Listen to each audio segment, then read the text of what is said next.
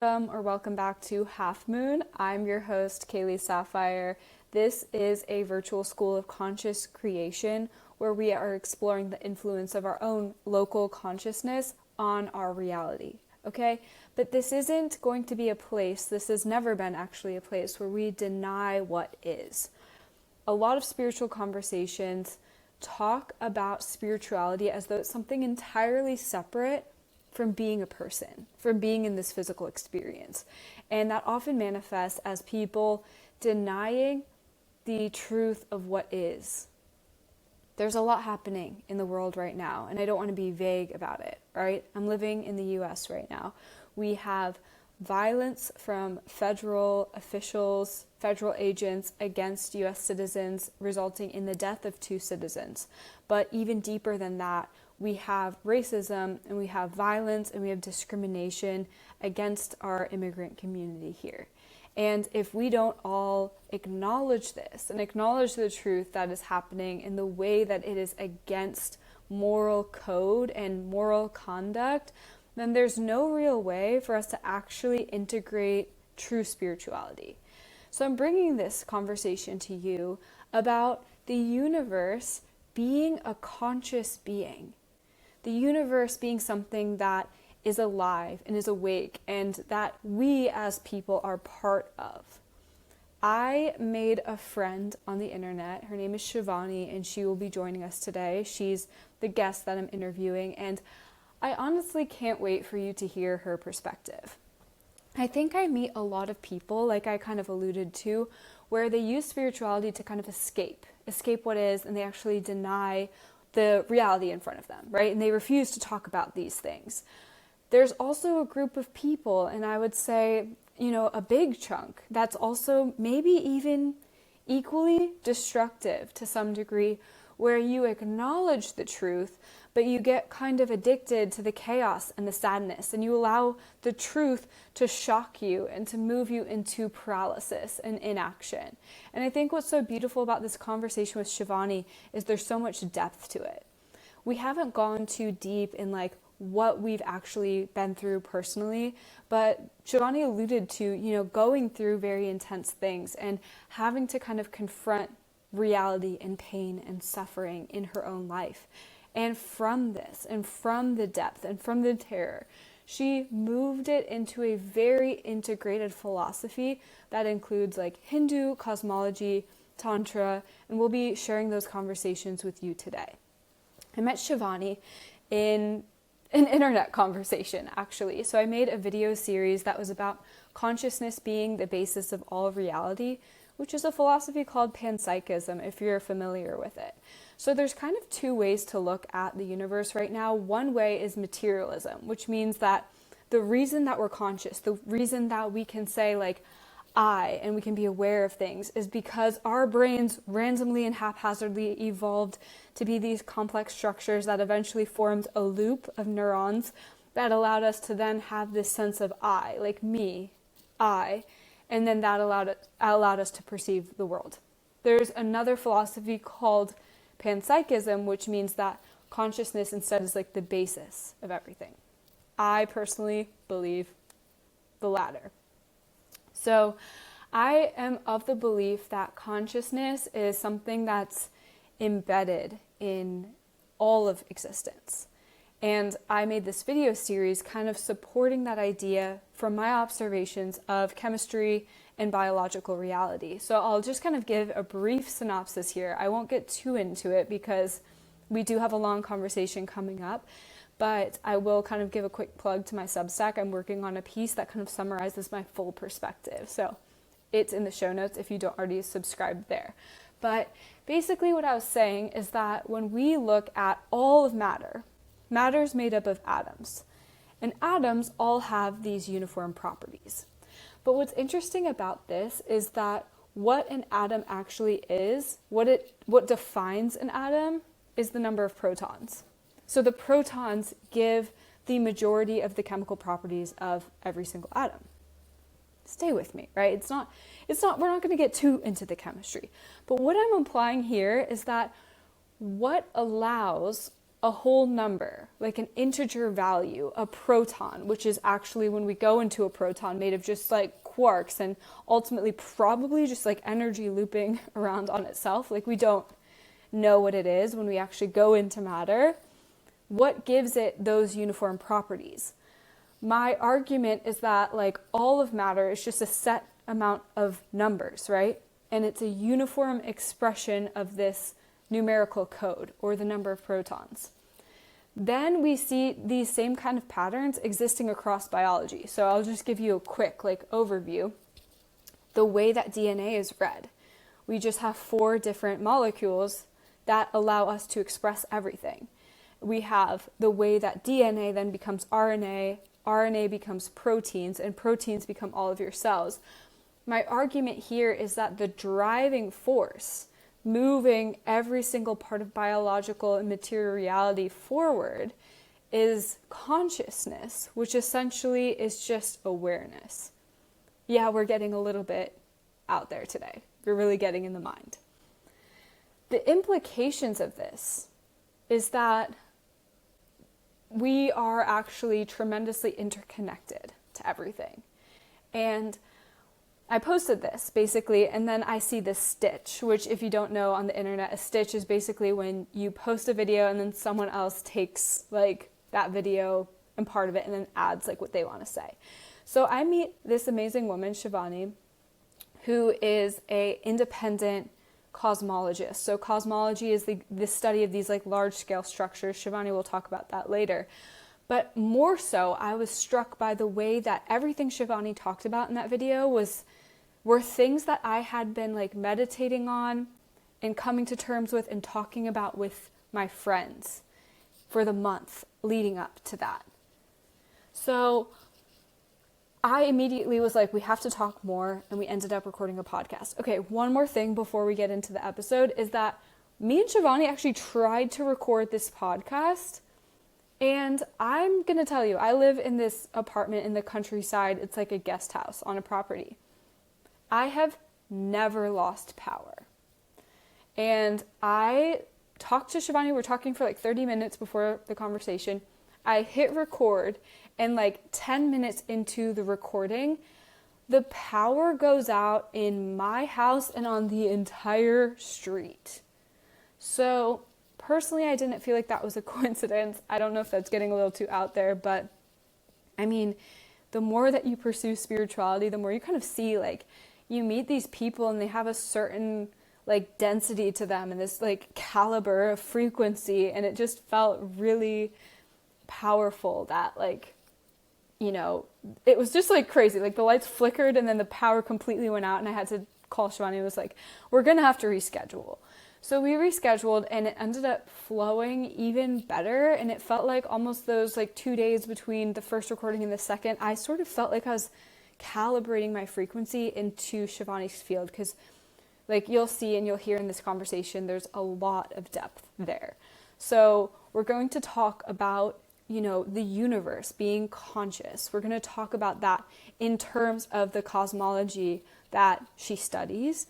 And then we're going to kind of start exploring the implications of that and this idea that we can move from fear or we can move from love. And we can explore these ideas of like, okay, then what? Like if we look reality in the face and we see the suffering that is true and real, then what? What do we do?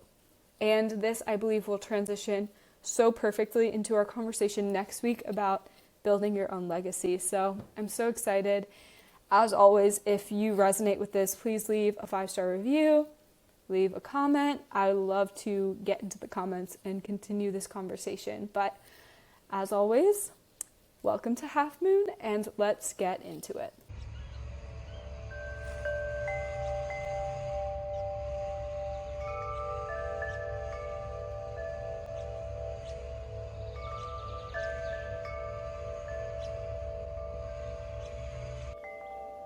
Okay, Shivani, you were going to say the download that came through in your blog post? Yeah, this is the most fascinating one that I don't really hear people talking about at a molecular level, but this feeling from Shiva, consciousness, the divine, whatever you want to say, a portal opening up in my mind after I choose love. Now I'm getting this download that everything since the very beginning of time in this universe got created and organized based on everything in the universe choosing between love and fear. This is strange to me because I have only heard of human beings in the concept of choosing love or fear. But when I really think about it, I mean, we have described it as maybe perhaps a frequency of consciousness, a level you're operating at. This is very strange because what does it mean for a particle to choose love versus fear? So is there a frequency of everything like that started in the Big Bang? The way this was also presented to me, this data in my mind, right? This direct gnosis of like the organization starts beginning to happen with the love versus fear thing. And the dimension of full on heaven at the very, very top is the set of all things that have chosen love and chosen it consistently every time. So if you are in the darkest realms, it's actually much more difficult to choose love. So that kind of thing really, I guess, holds your seat like a science seat. I don't know. Yeah. And then it's going in dimensions, and densities are evolving like based on that. And that kind of from the Hmm. Loka's system in Hindu cosmology that talks about different dimensions. There's a way it's presented. My interpretation of it is that inversely proportional relationship of frequency of consciousness to material reality density. So in like the heaven state, etheric realm, highest consciousness frequency, hell state is highest material reality density, lowest frequency of consciousness. And so that's how from the particle level to like small little asteroids, galaxies, nebulae, to like life forms that become self-aware of themselves and have the consciousness human beings will validate as being conscious. All of that has been a huge intentional like decision. It's a decision tree. This whole universe has been like organized by a decision tree that I've never heard of that before, so I was like, Wow. that did not come from my brain. Yeah. I mean, I guess it did. What's the difference in the end if you think about it? But that was so unique. Wow. So that was, you said direct gnosis. Hmm. Okay. Like, so cool. Because I'm so glad we started recording when we did. Because, like, you just spoke to something that I've also been perceiving in Whoa. the context of, like, the dimensions Hmm. in a number line, right? And I've been Hmm. thinking so much about that idea of consciousness and density, but specifically in the sense that where we are right now is like we're in three dimensions of space on the fourth dimensional plane of time, right? And I Hmm. always say this in my videos, but like explaining how like space and time, it's not like space is separate from time, like it's woven together into a fabric, which is space time. Hmm. And then similarly in this reality, right? We can't parse out two dimensions or perceive one dimension, right? But then we can talk more about this, but like mathematically, right? We can't account for gravity right now in space time, how it works the way it does without accounting for higher dimensions. There is no mathematical model that exists that says this is it, right? It goes up to four dimensions. Hmm. So, what I've been thinking is like, if there are more, right? Or if they're even potentially infinite, who knows? Hmm. The idea that we are in such a dense plane. Like on a number line, think of like 0 to infinity, we're only at 3 and 4. So, of course, in my perception, it was like, of course it's hard here, right? Like, of course, things feel slow and difficult and confusing to us, especially because it feels like most of us have been here before, and maybe we even remember places outside of space Hmm. time, or we have that unconscious memory, or the idea that you as an individual, have an element of your consciousness existing outside of space time. So it's like when you tap into that, you're like coming back into Earth in your body, and you're like, well, why is it taking so long? Like, why is it so hard here? Why is it so slow? So basically, like your theory, am I understanding it correctly? Or what you received was that like here, because we're in material density, that is a place that has more fear. Yeah, I mean, in relativistically speaking, there's Right. like, I guess in Hindu cosmology, they kind of, it's like this is, Separate it from like the actual. well, and then they also kind of say this is somewhat of the middle realm. I mean, I don't Yeah. know cameraman who was out there taking photos of all the dimensions, so I don't know. But remember when I mentioned like staying in that heaven state as an actual dimension? Because I do feel first it begins as a state of mind and choosing that every time when it's difficult. And I want to be very clear and say a lot of terrible things happen to us. You don't need to jump to live, laugh, love. Your live, laugh, love end result will be there, and it will be that much more authentic and genuine when you make room for the darkness as being valid too and seeing the divine present in there. That's really what Tantra is all about, like transmuting, alchemizing darkness into something that takes you even higher into the greatest light. It's all about that expansion because really you want to remember you are God and God is infinite. You know, it's God is not selective to one part of the cosmos. God is everywhere. Now, you know, when they talk about like that 3D reality, like lag in things, that's the frustration. I wonder if the challenge of our life is sticking with that and not letting our egos be entirely attached to linear time, but to choose love each time. And that's kind of the metric we're sort of measured by that helps us and something else outside of us, or the system that we all are integrated and work together in, deciding whether we move higher and higher and higher. And that's why I brought up what I did because why are things moving slowly? That frustration leads people to want to have destination hits slash dopamine hits rather Yeah. than understanding like the journey. But truly, we are able to know that we can choose who we are and that we know that we are this highest self because of the intentional choices we made, like each and every time in the journey. The journey is the field from which all can happen. But if we keep choosing, if we feel like our joy and happiness or the sense of God consciousness is localized to one point of space time, we sort of like lose the plot. I feel like I'm kind of going everywhere. I'm sorry, but it No, feels you're so good.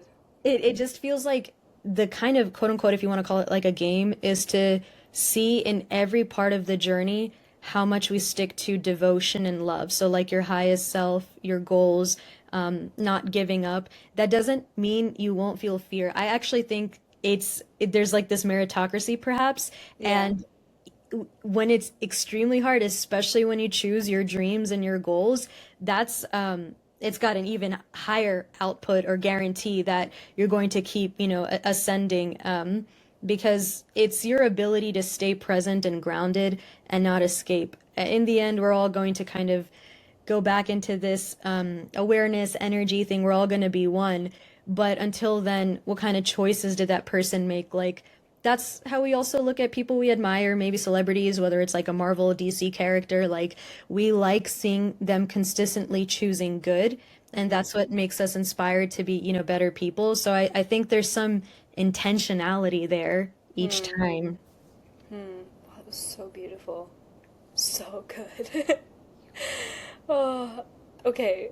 I want to have you just briefly introduce yourself, what you do, and how you got where you are right now, studying cosmology independently. All right. Well, first, hi, I am Shivani Upadhayay, and for many years I've been a software engineer. My last place was at Microsoft, and then I kind of quiet quit because it's kind of fascinating. You know, you feel like you're supposed to quote unquote make it once you get your big girl job and you're living out in a nice apartment and everything. There's a little bit of guilt that I couldn't understand, like, why is this not enough? Because my teammates and my managers were nothing but sweet and kind to me. And I mean, there was just a point where my body was getting ill to the point I thought I'd get into a coma if I stayed down the corporate path. And so I intentionally kind of started quiet quitting. But my ex coworkers, ex managers are very supportive of me today, so I'm really thankful for that. However, coming down this path of independent cosmology and consciousness stuff, the verbiage I have today that's very sophisticated and on the nail came from a lot of question and answering because I didn't really know. All I knew was this feeling I had from my childhood of always having a penchant for watching like a haunting on the Discovery Channel, like watching either psychopaths and like criminal psychology videos, people under demonic possession. That was so fascinating. And then I was always interested in the stars and the systems of how it worked. I mean, that was the only thing I would think about, but I had never expressed it out loud. It was just something deep in my heart. And so it felt like now, like coming for full circle, it was time again. I had this little, I would make little deals with the cosmos. I was like, okay, if it's time for me to descend into Shunya, which is Sanskrit for emptiness or the void, that I was learning about, which is a state of Shiva as well. Give me a white feather. And so I'm out and about in this little solo trip in Colorado. And the next day there was a pure white feather on the ground. And I took a photo of it, and I still carry it with me to this day. If I ever feel doubt on my mission, Wow. that was the confirmation. And my birthday's in November, so I was let go in October. My birthday gift to myself in November was Shivani, for 30 days, just pursue understanding this, something you've loved your whole life, but you've never spoken into. If you love it, do it for the rest of your life. If you don't, go look for jobs again. And I fell so deeply in love. It was like the best time of my life. I couldn't let it go. For the first time, I tasted God consciousness. Like nothing else mattered anymore. And so that's when I started becoming more and more sophisticated. I can't say it was like an easy path. I mean, I went and jumped around many different avenues. There are things I held on to that I had to let go, things that I let go that I had to come back and bring in and maintain a level of open-mindedness. But it's been a really fascinating journey. And doing independent research for a little over a year, I'm now ready to sort of take it to people and create and engineer and build and even help at the just pure consciousness level. And the biggest takeaway too is understanding that creativity is going to save this world. Art and spirituality. You can't spell heart without art. And we think of God consciousness and the divine, it's an artist before it's a mathematician or a scientist. That raw expression of like in Tantra you call it like Shakti energy at the highest level, the largest level. That's how it begins, the feeling from the heart. And then there's structure, logic, and order that forms after that. So really aligning with understanding that and also this way we want to approach science and spirituality as besties, not enemies. Because one thing that I find very in common with spirituality and scientist work and scientific thinking is putting your ego aside in pursuit of deep cosmic truths. Really, I would say the only difference between science and spirituality is science is operating in linear time when you have to do hypotheses and experiments and how you measure and track things. And spirituality helps with the forces that are more unseen and works in nonlinear space-time. But our work, your work, my work, maybe one day our work together and what we do is about taking the things that are unseen, the things that are nonlinear, and bringing it down and anchoring it here on planet Earth and helping people with that because we have to accept that we have to black box away some cosmic data. We'll never be able to understand it so long as that cosmic data is being filtered through our sensory inputs. However, everything leaves a trace. And we can see these traces come up when people are suffering through issues that haven't been explained by, modern Western type science. And now I feel like that's why there's been this big rise because we see the limitations of limited thinking. Now it's really time to awaken, and that's why we're here. Wow. Oh. Okay, so what are like the main questions cosmology is trying to answer? The beginning and the end of the universe. Why large-scale systems love self-organizing the way they do. Origins of the universe. How it behaves with relationships systematically. It's like a general high overview, answering like very big questions, and how gravity operates in space-time. How does time operate?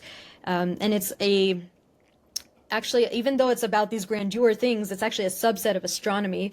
Astronomy is like celestial objects, like looking at things at a more particular level, and also looking at the larger level. But cosmology is really systemically thinking about things, which I resonate more with. I don't think I'll be able to connect directly to human consciousness, the data of like how a star works and how it operates. There's some connections, yes, but the systems in which cosmology, like the way we go about it, helps us understand a lot more because it's all about scaling when you think of consciousness. And we're so arrogant as human beings. We want to have this unifying theory of everything. But when you think about cosmology and cosmic consciousness with human consciousness, it really humbles you. And to me, instead of my perspective is don't look for like a theory of everything, look for the same something that's in everything. And that would be consciousness. Wow. So it sounds like your goal is to essentially merge spirituality with science, but through cosmology? What would you say that your goal or mission is right now? Right now, coming from what I can directly help with, because I want to be super ethical about it, my entry point into all of this was with what I call reality-based disorders, but it was that combination of depersonalization, derealization disorder, some neurosis, existential hyper-awareness, OCD, and some like hallucinations. And I really was digging deep because this is something that people were making me seem crazy about. Nobody could understand it. And that is the problem. That was like the first giveaway of like, okay, there's something here that's going on beyond our understanding, beyond just if you think of consciousness as emergent from the brain, you won't get helped anywhere. You feel like you're screaming into the void. Everyone's calling you crazy. It starts feeling like they want to admit you somewhere and like kind of, but no, I had a feeling I had kind of touched something. And there's like, a whole story of like how Shiva started coming into my mind after I started realizing more things. But the mission is to whatever I've healed within myself, the medicine I can create for that, now learn how to scale it and produce that outcome for others as best as possible. That's the reason my brand is called Shivoham Labs. It's actually not to give you an answer. You can do that on your own. Shivoham is Sanskrit for I am Shiva. I am that. I am that cosmic consciousness. I am infinite. And my goal is I see a utopia coming about when people realize Shivoham. And it doesn't have to be I am Shiva. It can be just I am. We can just let it be that. But when you realize you are that creator, you are in the divine image, and you don't have to even ask the cosmos for permission. You are ethically in alignment with the harmony, symmetry of the universe. You will naturally bring upon peace and restore order into places where there's distortions of consciousness. And that's something I'm really passionate about. But the way I'm helping first is with building something for reality-based disorders and inviting people to see that there's more to reality than meets the eye. And then from there, seeing how that lands with folks, then starting to push out more of like that Shivoham revolution, because that's what the world really needs right now, more sovereignty. No externalizing your self-concept, no externalizing God, no externalizing saviors. Like, of course, we all need help. I'm not trying to make it a hyper individualistic thing. I'm trying to make it a remembrance thing. Wow. Yeah. So you're saying it was kind of your experience with this that led you to recognize that consciousness was fundamental? Or was this something that you experienced before? I mean, I've had thoughts and musings, but I just thought it was just like silly kid dreams. And yeah, I'm living silly kid dreams. It was a nightmare first, for sure, and then I turned it into the dream. But when you are so alone, no one understands you. Things, and actually, I would say what was fascinating was I had a somatic therapist who was kind of spiritual, and nothing else was working. So I said yes to this because I am open-minded. I don't like being condescending towards different belief systems at all because I feel wisdom is everywhere. And she had some unexplainable phenomena take place with me in the co-regulating touch room. She was working with my liver one day, which is where she said anger is stored, and I'm just laying down in like a sleepy state, but I'm having flashbacks of some horrible things that happened in my childhood, and then ultimately like slashing my abuser and screaming, but I'm just sleeping like a baby peacefully. And she removes her hand from my body and she's like, wow, that's so hot. And so I touched my liver too. It was burning hot, like a frying pan where you're trying to make an egg on it. I couldn't believe it. And I was like, well, are you okay? What's wrong? And she was like, I saw you as a little girl and I heard you scream. Now, how is that possible if I'm laying asleep? Like, how was she able to see that at the same time I produce the scream in my mind?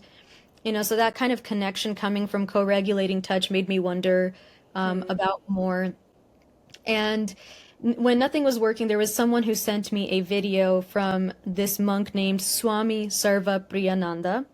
And this was about, it was an hour and a half video on Kashmiri Shaivism, this philosophy, which, is like, there's in Tantra, there's Kashmiri Shaivism and Tibetan Buddhism. So Tantra is kind of like, it has those two. So I was introduced via Kashmiri Shaivism. I thought, why not? Let's watch this video. Let's see what this guy has to say. And in the very beginning, he goes, we are all in jail. And that felt very real to me with DPDR. He was explaining that already made me feel peace. He goes, we're not only in jail, we're in solitary confinement. And he begins to explain all of my symptoms I'm having from this total Kashmiri Shaivistic Yeah. perspective. But Which he were what, described, by the way? say again? What were the symptoms, by the The way? symptoms of feeling trapped in your body, feeling like nothing is real, this is all an illusion, being hyper aware of things, explaining like frustrations in the body when that realization is hitting. And he made it like, obviously, he's not talking about people affected by a psychiatric disorder. He's talking about spirituality, just spirituality. But the frustrations he was bringing up were like the grapple between the mind slash ego and the soul. Like that part, I felt set free. This was the only source in the entire world. My somatic therapist was there to assist me. And she totally helped out with that because I needed to come back into the body because we don't really have a mental health issue. We have an embodiment issue. And that kind of like the localized consciousness problem gotta go. We gotta like understand every part of us is conscious and performing a function. Yeah. But this man was the only one in the world that understood me. And that's when my journey with Shaivistic philosophy and Tantra began. And I wasn't actively choosing it. The more I chose to surrender, the more cosmic data got revealed to me. Then I would start seeing more like visions and all that kind of stuff. So that's sort of how it started. Wow. Okay, I kind of want your perspective on, I guess, like the human experience itself and how we have these individual expressions of consciousness, yet also consciousness is fundamental. I remember you said before something like, what did you say? You said like awareness is fundamental, self-awareness is emergent. Can you speak to that? Oh, so on that question, it's more of the chef's kiss beauty and cosmic intelligence of cosmology at work because it likes to be efficient. I liken it to, when you invest in something, you put the money to the side and the money keeps growing and you relax in your sleep. The cosmos like to do that too, it seems. I know I'm personifying them, but they're so intelligent, I can't help but personify them as being conscious. So awareness is fundamental, but the cosmos, they like to know about themselves. Kind of like you and I right now in the journeys we're on, we're the universe too. And what do we like to do? We all love to learn about ourselves. Otherwise, we wouldn't have 50,000 self-help books to figure this stuff out. So when we are self-aware, we are more likely to create and do more and have a higher intelligence, I guess. The intelligence, my caveat to this, is it drops off when the self part of self-awareness overtakes awareness because that's where you get into the egoic imposition of things and you separate more from source. But I think there should be a happy balance of your self-awareness. Like I am Kaylee, I am Shivani. But I am also connected to Kaylee being Shivani and Kaylee is connected to Shivani being Kaylee. So coming back to the whole thing about like investing money and watching it grow, the cosmos watch its creations grow when the creations themselves like to create and they're intelligent. And that's where like the awareness part comes in. Like intelligence is a natural, the self-understanding, self-reflective ability is like a natural byproduct of the cosmos just wanting to know more about itself. And when you think about that, it starts looking like, wow, the cosmos like to be efficient. And think about what it means in your life. So if you want an efficient life, Kaylee, you may hire somebody to help clean up around the house. You may get a personal chef. Why would you do this? You To would do save time. Yes, yes, you would save time. And with that extra time, you would do more of the things you love. And I'm gonna guess you don't want to just sit there and do nothing. I mean, it's enjoyable to do it, but at some point you're gonna be like, let me make a painting, let me knit, let me maybe build a birdhouse. I don't know what you might, but you will naturally want to create. So the cosmos like to learn about themselves by the amount of creations they have.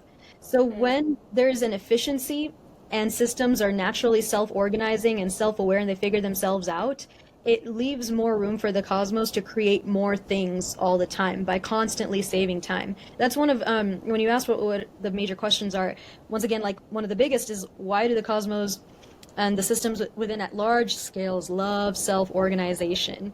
And I believe that can be answered with understanding consciousness to be fundamental because it's conscious and it likes to know more about itself. And think of yourself as the universe, Kaylee. Like, okay, well, I have started an empire. I have a podcast. I know how to make my own bread. I know how to build a house. I can sew my own clothes. Done. What else can I do?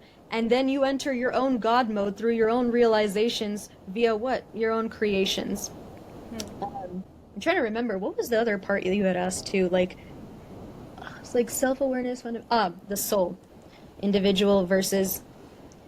Okay, I'm going to give the perspective from the Eastern philosophy of something that is very close to my heart. It's called Purnam. Purnam is Sanskrit for infinity. There is a beautiful mantra in Sanskrit, and I'll just give the English translation. It is basically stating that everything is infinite. When you pull from that infinite, that thing that you pulled, this is infinite too.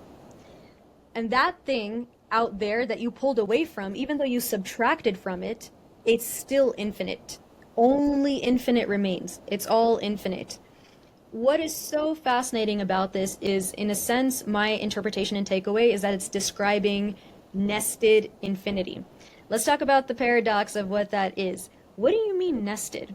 For something to be nested and happening in layers, you see how I'm making these lines?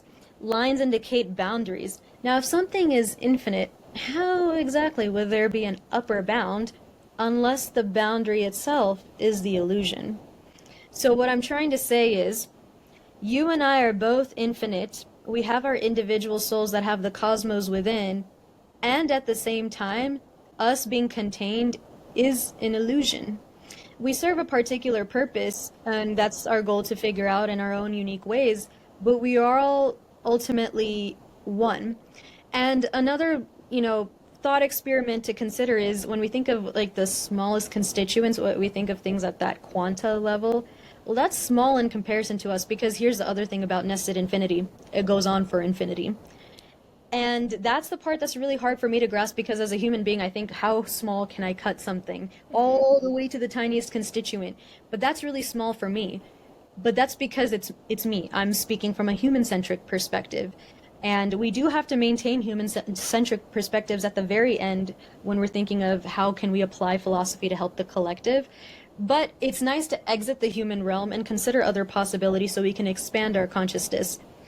We are the ones that can't go for infinity at really small levels. But if we were ants, maybe our scale of how to cut things down really, really small changes. Like the zooming in and the zooming out is constantly happening. There's no real big or small. It's just what scale of reality you are in, but it's going for infinity. And yeah, it's like, I mean, we have this trajectory. We have, I don't know what constitutes making a soul, and I don't really know if we have to worry about it. We just can experience it right here, right now. We are all valid in our own direct gnosis because we all have consciousness. I mean, it is our birthright to access this information for our own selves and to awaken from within. So, long story short, we are one, and also when you think of cosmic consciousness as like a self-illuminating light going through a prism, breaking up into infinite colors. I represent some hex value of red, you represent some hex value of blue, and we are all infinite colors. We all represent a dimension of God realizing itself until we come back into that light in the very end. I think where I hear people kind of struggle is that idea of like, Well, if we're all one, does that mean that we're all the same? So, like how you said, like, okay, you're like in the prism, you're red, you're blue, and that we all then sort of piece together, and then together that forms white and light, like that oneness. Yeah, and honestly, we really want to learn about each other too. We kind of like it. First of all, we like to see ourselves and other people. But as you were telling me about your research earlier, I was like, I'm sat. I want to know everything you're up to, Kaylee, because the thing is, we are all infinite, but realistically, we live in linear space-time. So we can't do everything all at once. So we have what we can do in this lifetime, and I feel like for the other parts, maybe we are interested in, we can't, we don't have the bandwidth to do with 24 hours in a day. We have friends that do those things because the things you talk about, I've always been kind of curious about, but it just never felt like it was necessarily my path, but it's yours. And I want to see it because your win feels like my win too. Wow. And I feel like that, first of all, obviously, same to you. Your win feels like my win, and it feels like that is because, like, it feels like the reason that we can feel that is because of a recognition of a lack of separation. Hmm. Would you agree with that? Totally. And I'm sorry, continue, please, if there's more to.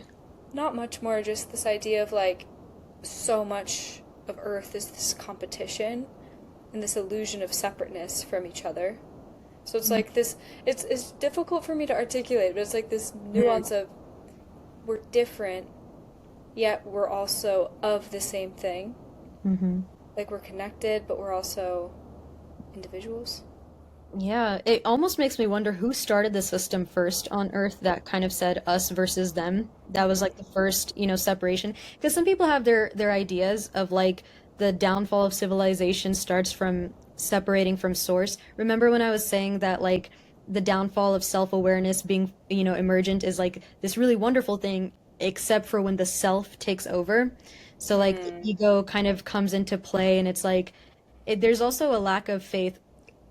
Let me take a step back. Hmm. We're all in a harmonious sense. I would see all of us in a relationship with the divine, where us being our highest selves is being the 100% to meet the 50% of the 50-50 partnership between us and the divine. Hmm. When we start really like overstepping, people have their phrases, whatever you like to say, like let go, and let God. Hmm. I like to say just stay in your own lane. You know that you can only operate in linear space time and you do what you can and trust that like as you take the next step, more gets revealed. I mean, that was something that was a cosmic intuition that came in a video game class at Georgia Tech that I was working on, and the background and the next layer of reality wasn't revealed until the character takes the next step. So I feel like that's what a lot of life is like. And yeah, at some point there was a separation of like, let me feel like I'm better than, and or I don't have trust. And so like when you go from the space of ego, you try to overtake and control, and you keep doing that and it'll never be enough. Think about it. That's Hmm. the difference between lust versus love. Or like when people go gamble and they're always wanting that hit of like gaining money. What are they really wanting? They really want the God and the love centered version of wealth and tapping into infinite wealth now. Hmm. Gambling is kind of coming like from a separation from source, I would say. This is why these conversations are important to me because there are real world impacts from these philosophies. And this is why we need to root cause a lot of issues in society. We're kind of trying to solve at the symptomatic level. This is the conversation we need to be having. This is the root cause work. So a lot of the things where people are stuck, where they're always in cycles, it's coming from a place of ego. Ego is not bad. Ego helps us give our soul some trajectory, but it oftentimes takes the wheel, and for good reason, because we have like our, old school brain wanting to be in survival and control things all the time. But we're also spiritual beings having a human experience. It would behoove us to step into this knowledge and actually empower ourselves with it, not just go someplace once a week and read a book and claim, we know something. It would show in our actions. A lot of things, I mean, I can even link like seven deadly sins as like these are all just different forms of separation from source from the ego perspective, and what we really want is the love-centered perspective. Hmm. Wow. 100%. I really agree with that. Yeah. Wow. And then it makes me kind of wonder how this idea connects back to what you started this idea with. This idea of like everything coming down to fear or love and choosing fear or love. Mm. Do you see any connection there with then our human desire to choose these loops and get caught in ego? I think when we are unaware of what more there is, there's some people who say that like the kind of harm, horrible harm we cause each other is because we don't see ourselves within someone else. And we're always living in this separation, and that really helps us. And once the awareness hits, it takes time to integrate sometimes because the thing is, no human being, once they're on a roll of how they want to live their lives, especially the older they get, like they don't really want to backtrack. It's a lot of cognitive overload. Mm-hmm. But for those who are willing, who have like the devotion in their hearts and they sense there's something more than, I think it's really important to be able to connect back to love. I don't know. It's a choice. That is the real free will at the end of the day. Mm-hmm. People when they're talking about different faiths, they talk about what's going to get you into heaven is like, you know, you have the free will to choose this particular deity. That deity just represents love. Mm-hmm. So it's really up to us at the end of the day. I feel like there's some part of me that almost wants to say it's not my business maybe to know all the ins and outs Hmm. of every interaction, but my circle in terms of what I see in my reality, those are the connections I make, and I feel like part of our journey is like, you know, when you realize something, when I realize something, we naturally heal the collective. My computer science look towards all of this. If you just bear with me for a sec. So we have the chakra points in our bodies. Okay. So it's going up. We have the crown chakra over here. We call it Sahasrara chakra. This chakra, when activated, is also like if you think of like a graph XY plane and like the intersections are little nodes. Okay, Sahasrara chakra is a node, is the way I'm seeing it. This node, when accessed, means you have become online. When this node becomes online, it can have a ripple effect to help the other nodes also come online. It's natural, isn't it? Like when you're on a really nice trip in Bali or something, the next thing Kaylee's gonna think is like, let me pay for Shivani's ticket to also come. Yes. I'm just kidding, but you want me to see it because it's like, wait, this is so great. I want to share it with others. So there's this thing in computer science called big O notation, which is just the space and time efficiency of operations and the levels we put them at. And they have many different values, but the most efficient one is constant space and constant time, meaning operations can happen like kind of instantly. And there's more we can talk about separately another time and all of those Whoa. operations now they look, but the Sahasrara chakra, I believe, is the cosmos once again, chef's kiss being super intelligent, the cosmos's way of constant space-time activation to create harmony. When your Sahasrara chakra is online, this is where people really get it wrong. They believe that the way we can help people is bleeding ourselves to death and talk about how much we like to suffer. But when you're in joy, and you can, once again, like your darkness and all that stuff, what I love about Tantra is that it's not puritanical. It works with all of the chakra points, especially the lower ones, to help invite you to see the divine is there, and the divine can take you from all the way down here, all the way up here. Okay, so now that you are here and you are in joy, your joy is going to affect the collective, and that's what's going to restore order and harmony. What I'm saying is, what makes you happy and what solves your problems and heals your soul is what the collective needs. When you are happy, everyone else is happy. This literally just kind of debunks that whole thing of like, okay, we all need to be miserable based on what's happening in the news cycle all the time Mm-hmm. to prove that we care. No. If you care, you will work on being your best self. You will work on finding ways to ultimately end up in joy, not to force joy, but ultimately end up there because that will sustain you. That is also efficiency at work because being always bogged down doesn't work. Also, if you're trying to create a utopia for somebody else, like, how are you going to do that? Because the point of the utopia is to experience a utopia, like a high state of happy consciousness. And are you going to go teach calculus to a college group of kids if you've only learned algebra? No, because you never learned calculus. So in the same breath, how are you going to teach joy to people and teach them about this utopia if you yourself don't know it from within? So good. Can you speak about that idea of symmetry and the way that the universe likes symmetry? Well, I guess there's so many ways to go about it because I know you've also seen your instances of symmetry. Yeah. Is there like a particular, because it's everywhere. That's the only reason I'm asking. I'm What kind of maybe asking like why? Like why do you think that is? Why do you think it's so pervasive? It was so interesting, Shivani. I want to tell you, in December I was doing this training with a manual therapy, which just sounds like pretty similar to what the somatic therapist was doing. It's like really light touch, but you're taught to listen or palpate with your fingers into specific nerves. Hmm. And I'm doing this, and I'm like feeling into my partner's like specific nerves in this training, and I'm just getting this download after download that like it was like symmetry, like you need to restore symmetry, which was not being taught in the course, but that was like one of my biggest takeaways. So then when I saw you speak about symmetry, I was like, why? Like, what Hmm. is it about the universe or universal consciousness that wants this like sameness, or wants to like have things that can be divided and still have the same order? I wonder, because obviously it always sounds so magical and maybe sometimes even corny, but I wonder if it comes back to love too, like symmetry. Can you have symmetry with just one object? You kind of need to have two things and compare them to one another to be symmetrical, right? And so in Tantra, we have the Shiva and Shakti principle where they talk about this divine masculine, divine feminine force, which is really the raw, expressive, creative power, and then the structure and the form that kind of comes as a result of the expressive force leading.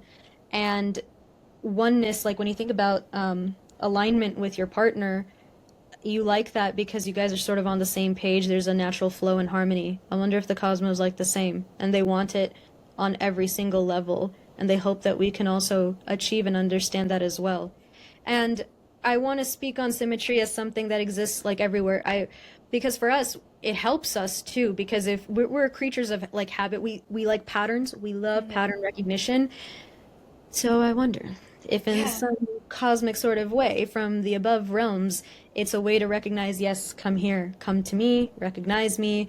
Um, because when you're looking for it, it's like leaving trails and breadcrumbs. Mm-hmm. And when you notice synchronicities and symmetry, you naturally find a way to harmonize with that yourself because you feel like it's a sign. It's the way symmetry also makes us behave, which is also efficient. Man, you gotta love the cosmos and its intelligence, man. Like it is just really trying to create love and oneness all the time in all these little ways. The way I perceive symmetry is the way I am investigating symmetry in my own life. You have your method. My method is looking at layers of reality. Tantra, by the way, has many different systems of layers of reality.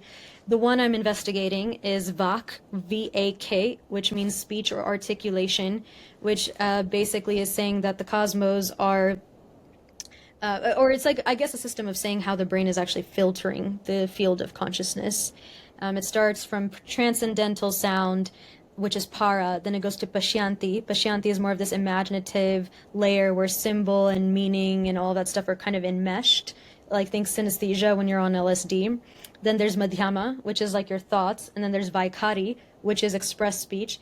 More inversely proportional relationships, once again. So the more you become expressed with speech, the less experiential data you have. It's almost like this compression algorithm that's happening from transcendental sound all the way to spoken word. And when you're working sort of backwards, you start recognizing that at this Pashyanti sort of layer, there is a symmetry between symbolism, vibrational etheric thought, and like physical reality. Uh, from my personal experience, what I'm really saying is if you have an idea of what heaven looks like to you, the properties of your heaven will be forged while you were in hell. I'm not saying this is absolute truth, but Hmm. I had an idea of what heaven would look like. Mm-hmm.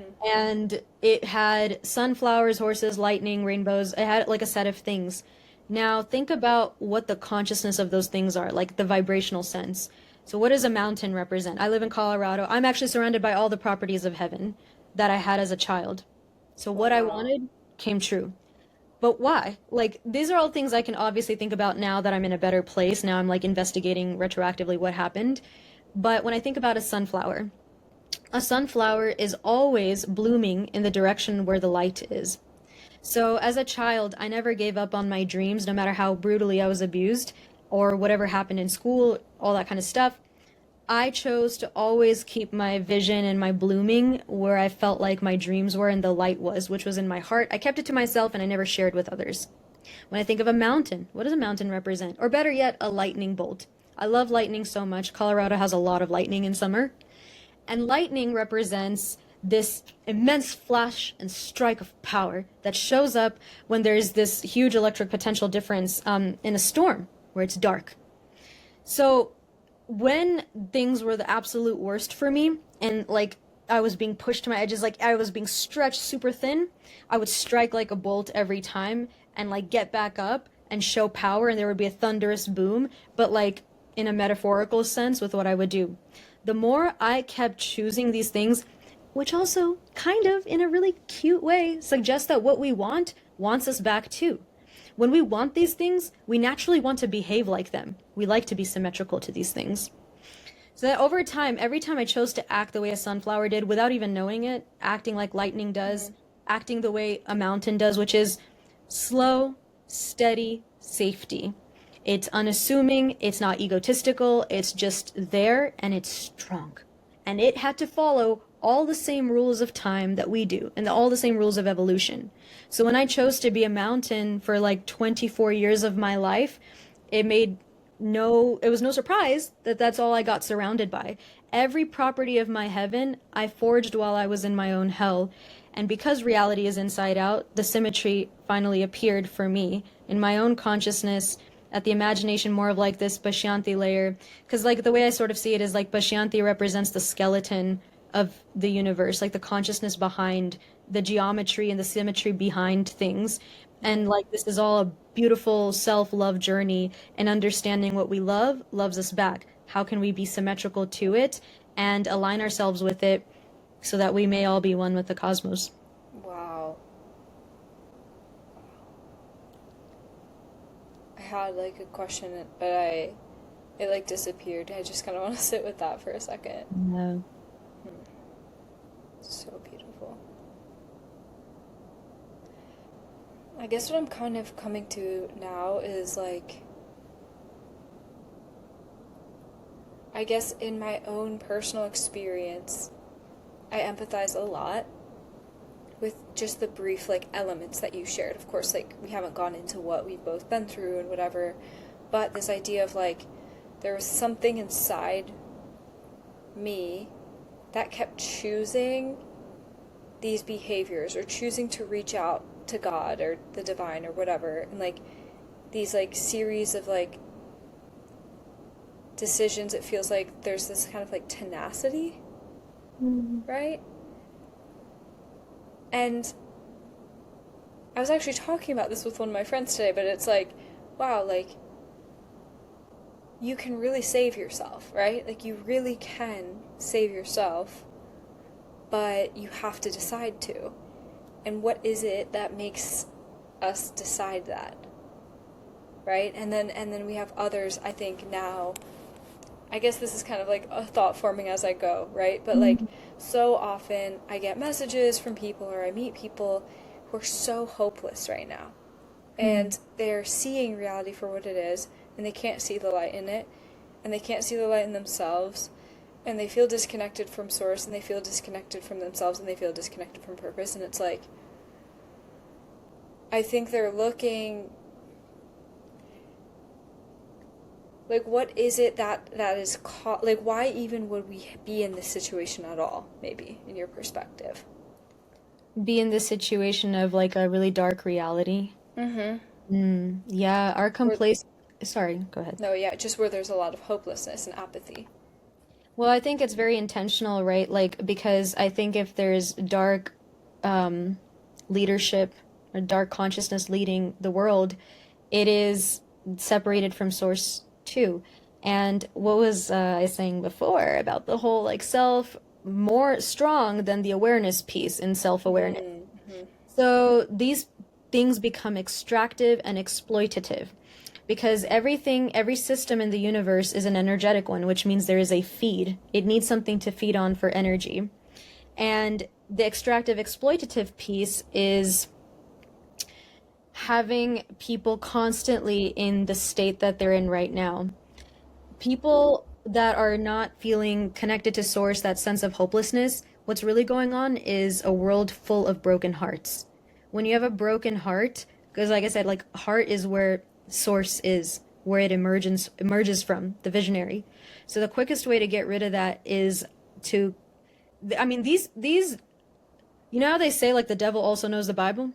All right. So these powers at the top, they know how to work with you too. They're also efficient. They are so efficient. We could honestly take a page out of their book, just do things in the opposite direction.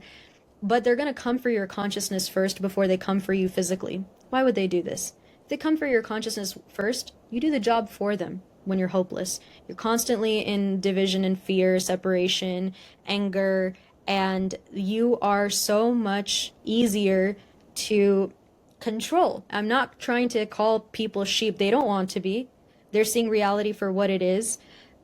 But also, I know exactly what kind of TikTok video to make to go viral, as I'm sure you do. You could just say all the right outrage type words, and it would happen.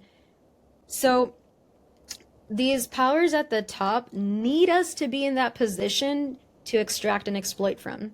I'm glad you asked this question because if you want to destroy a society, destroy children, because children and their consciousness are closest to source and the divine before like societal programming.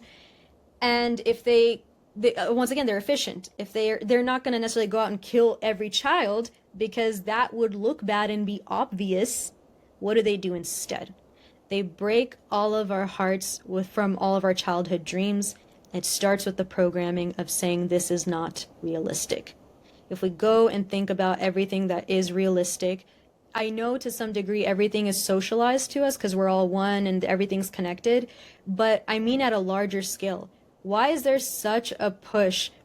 Because, the best way to listen to a reality or succumb to something or humbly acquiesce doesn't necessarily happen top down because we might be like, authority, no good. But we do fall for peer pressure. So if people around us, like if we have a beautiful dream and people laugh at us, like that's a really easy way to not follow through with it. So it's really about breaking hearts because that's where people forget that they are connected to source. And then it numbs them so they don't feel and makes them more susceptible to other things. And it's destroying the child from within, the curious mind. Ironically, though, we do keep all the negative traits that I think kids have. I don't like to call kids negative any sort. They just got here on this planet. They're vibing with their consciousness. But when they're possessive, they don't like sharing and they throw tantrums. Like we love that. We'll keep that, but we don't keep the curious part, the loving part, like I want to be your friend part, or like I'm not gonna give up no matter what. I believe in magic. Like that all goes away. There's so many episodes in SpongeBob and the Fairly Odd Parents about all this stuff, like all the adults coming in or all the normal stuff. And that's the thing too. You bring this up to people and they're like, yeah, but that's a kid's show. It's a live show. Honestly, I feel like a lot of kids shows and films are much more closer to reality than reality TV is. I would say reality TV is trying to program us into what Yeah. reality is. Oh, You know? definitely. Yeah. Definitely. Yeah. Yeah, I feel like kids shows have such like deep like morals and stories and themes that are so true. Right. I love it. Okay, so why why is it rational to hope or to pursue your path? Maybe if you could speak to your dharma and like what that is. Well, and I like the way you phrase the question too, because there's definitely not one look Dharma has. You know how we talk about we're localizing consciousness and saying it's emergent from the brain where when consciousness is everywhere. You can kind of apply this principle everywhere, man. Like even with Dharma, it'll not just have one like look in terms of just a career, but it'll be like how you cut your vegetables, how you breathe, how you smile at a friend, because it's your a frequency of consciousness that's activated. And consciousness is kind of everywhere where I would say you see like fractal patterns like in biology. Like I feel you know more about this realm than I do. And so having hope is great because it's accessing the truth. You want people to be connected to the truth. It's really important, though, to maintain momentum in the beginning so that you can bring this to people. So, this is where I say it's important to be ethically selfish and surround yourself with people who also have the same type of hope. And really, if you go super duper philosophically, there's really no point to anything. You can do whatever you want. You really can do whatever you want. But hope is wonderful and lovely because it is a remembrance of the divine within us and the connection between one another. It just makes us happy. Like you were saying, answers are just simple, man. Like hope makes us happy. Believing in something greater makes us happy, and it's, I would say, maybe like an evolutionary thing at a spiritual level to want to keep going and to keep trying.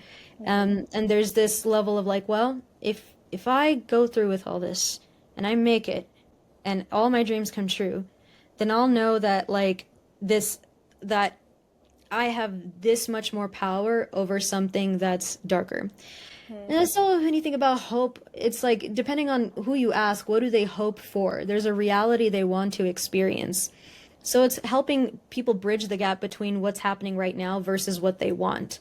If you, I mean, you wouldn't want hope if there was something you didn't even want to begin with, because then there's no point to hope. If you're really satisfied with everything in the world, you don't need hope. You're chilling. Yeah. This is like utopia to you, which would be very fascinating to investigate the consciousness of that person. But yeah, like the hope that people are looking for, we create it with our own direct gnosis and our own work. It won't be just us two. It'll be a lot of people who have gone down the self-discovery path and show different types of consciousness, different types of human beings, different lenses with which they can achieve their realities. That's the benefit of all of us working together. There's no competition here because we're all creating a unique lens of how to get to utopia and the way we know how. And there's going to be a subset of people who really resonate with that, and they can learn and they can create their own methods. So it's really about what do you want in life? Hope serves the function of trying to get you from point A to point B.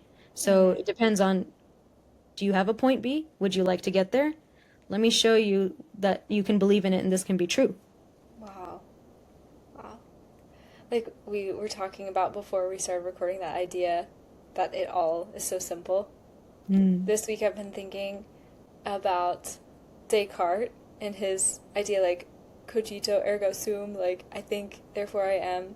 And the idea that when questioning his own existence, he was like, well, if I can think and question, then therefore I must exist. And then he kind of like kept extending that idea, including like, if I can conceive of a perfect deity or a perfect God or like a unifying source in my imperfect mind, therefore it must exist. And then I kind of think of it like same with utopia, right? If we can conceive of this, it can exist. If we can grieve or feel apathetic, then therefore the opposite must exist. Like, therefore we must be longing for something missing. Like, therefore that must be true. Go ahead. A quick interruption and No, we can, please. before I forget. Yes, I would say real hell is stagnation and not even being aware that there's anything else. Because if you're saying, oh yeah, my life sucks, so you understand it's bad, which means there's something that's good. And that's really important to be aware of. And I think that's in its own way, because as bad as you can feel is as good as you can go. And we need to like with the work you do, with the work I do, we're in some ways like not even having to force hope onto people, just by embodying being able to go from point A to point Z and to share your story is giving that hope. I'm sorry. Back to what you No, were saying. don't be sorry. That was perfect. Like, that's what this conversation is about. And I think I only have like one final question for you, which actually I might take back, who knows, but I'm pretty sure. My question is kind of like, why this contrast in the first place? Like, would this conscious universe create suffering at all? So I'll go from the tantric perspective first of the concept of lila, which means divine play. It's just things happening. It is us being self-aware that we give it values of bad or good. Because something that's, okay, maybe we don't think of like really obvious examples like a lot of people would agree with, but like, let's say reading a book. I consider that suffering sometimes, but some people love reading a book. It's just an event taking place. Consciousness inside of a brain, optic nerve, looking at words, processing meaning, language, everything it knows, and spitting out an experience. So that is the nature of having infinite lenses, is that there's just, if people are working in the lens they think is best. I mean, it kind of maybe ties together how there's this idea of like the world makes sense to everyone in their own heads because they're deciding what is their suffering and what's not, and what we deem as good and what's not. And this is such an interesting conversation as a separate note because it's like how you get from understanding the non-dualistic look of things, because tantra is very much all about it is what it is. We are just giving it a value of experience, and at the same time you don't want to disappear so far into that realm that like something horrible happens to a young child and you're like, it just is what it is. So there's definitely this idea of like what is more helpful than harmful, and it's like some collective agreement thing we would all have to come upon, but that would require not being in like the worst division we've ever been in, probably ever. In Hindu cosmology, they have this concept of yugas, like eras of the universe and consciousness within it. There's like almost this entropy of consciousness that happens as time goes on, and then it resets again. The way I sort of see it is like there's just more creations happening, things breaking down, more of an entropy that's just taking place. So there's, when I think of like maybe an apple breaking down after being left out in a garden for like weeks, like that thing is breaking down. But I guess if it were to have consciousness, it would like really cry or be like, oh, I'm dying. Like, so I think that's sort of the difference. I think the suffering also is meant to inform us as well. Everything is data. I feel like everything is just information. It's also what we do with the information. And I haven't been here, I've only been here 28 years. I wish I could root cause analysis all of this, man. Like, I wish I could see when in the beginning there's like this idea of like suffering, and when was it realized and when was it allowed to continue on and exist in the way it was. Because in some ways, depending on like the system you're in, like I feel like a lot of systems on planet Earth are more extractive, transactional, exploitative. They need someone in suffering or in debt for this thing to do well. So I guess what we should really be focused on as a collective is how we create more of a communal, collaborative consciousness environment. That's going to require a lot of cleanup and a lot of work. But at the same time, you think of, I mean, I haven't read the whole book of mycelium running, but I just remember reading something about like how these fungi survived like mass extinctions because they're so strong together. And maybe we don't know why for suffering, like we don't, and that could be hours and hours and hours of conversation, but we just know we're going through it, and we just want to understand it for ourselves first and then bring about that joy for other people, because the knowledge that we are in suffering and the knowledge that we're in separation from source means that there's a possibility of connection to source and a possibility of feeling joy. And maybe, just maybe, before we took birth on this place here, we wanted to know that we could prove that to the world. In some ways, who knows, like the soul, there's this idea that was part of the intuitive download that I got to, like it has a desire to know God, and it knows it through different experiences, and the more expansive the experience, the better. So if you've been in your own hell, I've been in my own hell, and we make it to heaven, and we're able to take other people's hell and show them heaven, that is like a meta, like recursive way of knowing God. You did it for yourself and you're helping show other people, and by them having it within themselves, you experience it with them. You're constantly feeling that. Like, it's all about coming home. Like in all these, this is why I said like there's some things we might black box away. We might never know the exact root, but Mm-hmm. it's like leaving a trace because we're feeling it and we're understanding it. And now it's about what do we do with it? Like we're on our way home. I mean, home is here where the heart is, and we're activating our hearts. And I really believe the greatest measure of success is the number of hearts that you impact, not what degree you've gotten, not something that you've like built, although those things may impact the heart. But if your mind is elsewhere and your heart is not in it, you will not be able to remove suffering from society. And, the people that think this kind of stuff is corny, think about why. Like stuff about love and magic and coming home is something that's within a child's dream, and that gets taken away. Now, if everyone's telling you that's not realistic, well, then there's that whole quote, right? Whether you think you can or whether you think you can't, you're both right. And so that's why I also say it's important to be ethically selfish to maintain momentum. Like having these conversations with someone like you, I feel so energized. I feel like I can take on the world because you're witnessing me and letting me speak with you today. And I'm appreciative of that. And now I feel like, wow, there's another amazing human being in my corner that's helping reduce suffering and activate hearts online and bring hope back into the world. And that's really what it's all about. Seriously, same. Okay, serious last one.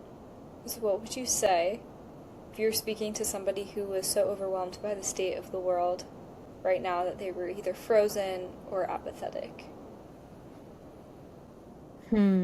First, I would just completely validate them because they're just wanting to be seen, and they don't need one other person reminding them that like it's gonna be okay, because I guess when we all die, it's all technically okay because we can't experience this craziness anymore. So I guess I would be very relational with them. This thing I would go on like a case by case basis, Yeah. because someone being apathetic, whether they recognize it or not, if they're in front of me and they're talking to me, there's a reason they said it that they don't even really know about. Sometimes I think about the larger spiritual stuff, like, did we have like a soul contract to have this conversation? But even if we put that to the side, let's just be in the material reality. Someone telling you that their heart is broken and they're apathetic is a cry for help. So in that moment, I have a responsibility to be there for that person and hold space for them. Them just feeling like someone held space for them is a form of unconditional love. It's trying to take them to a different state. It's trying to say, hey, like, I want to hang out with you, but first let me make you be somewhere you're not right now. Mm-hmm. No, let me go be with them. And then I want to trace the journey of their life from their psyche, of their own mind, because, they say it's not like left versus right, it's up versus down. At the end, it's you versus you. The things that have manifested into material reality all became how it is because it first started as a war on consciousness. So there's like a way I can speak to a generalized crowd, Mm-hmm. but at the individual level, it's about how to get that person's heart back online and make them believe that like their heart is still beating physically. So that's step number one. As long as they're here, there can be a hope. I mean, I had that kind of incident with somebody at an astronomy night, and he was just telling me about how his family's prone to depression and like all these terrible things that are happening in the world, SNAP benefits being removed, like he really cares about children and them being fed. And I started slowly talking to him about his like dream first. I just held his hand. I was like, first, I'm so sorry. Like, that's terrible. There's no way around it. It's like, no one wants to hear buts. Just let it be terrible. Let it be. Mm-hmm. That's all that matters. That's real love. That's like the heart shows its best side in the darkness when it just exists and pulsates together. Let's do that. Okay, now that we're here, let's talk about your dreams.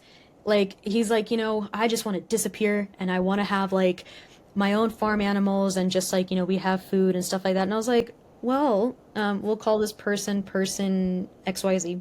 Well, XYZ, you really care about children being fed. What if kids came and did like a tour on your farm of like, farm fresh eggs and connecting with nature? Like, here's like a little smile that finally came about. And I was like, well, listen, because I have my own plans that I would like to do one day and open up this thing and do that thing, long shot.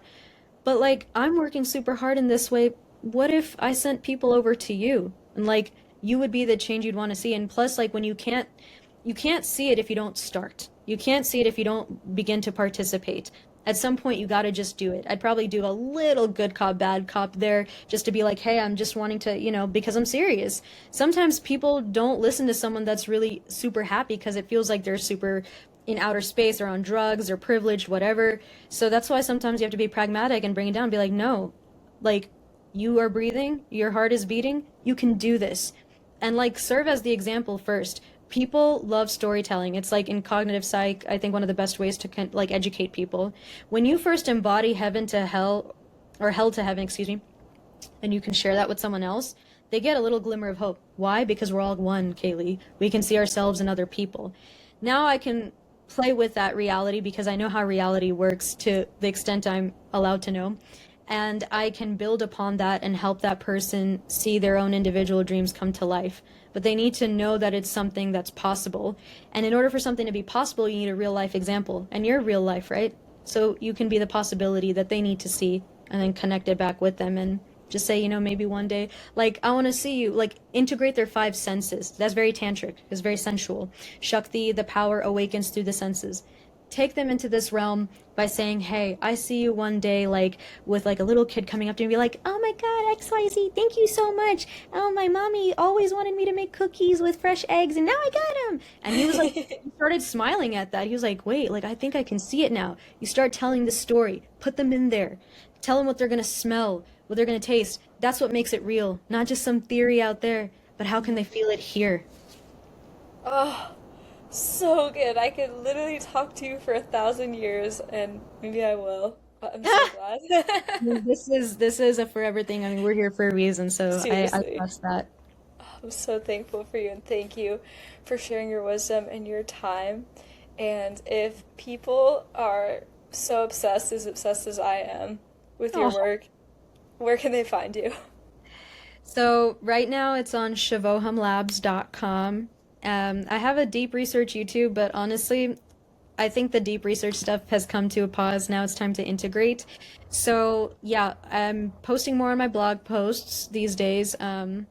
And I'm also doing projects. So right now there's the Shivoham program I'm working on. There's a coding project I haven't put up quite yet. And also, as I said, art will save this world. So on my TikTok, which also has the username Shivoham Labs, I'm going to be posting more about sitar, the instrument that I play, and then the artwork that I do. Because my name Shivani Upadhayay is essentially holistically Sanskrit for a person who is a teacher or guide to take people to cosmic consciousness via the embodiment of the divine feminine. And I believe that art is that tool for me, whether it's auditory or visual. So that's going to be on my TikTok, and my more nerdy stuff will be on my website. So cool. Okay, I'm gonna put both in the show notes. Thank But you. thank you again, and it was so nice talking to you. Likewise. Love you. Thank you. Love you.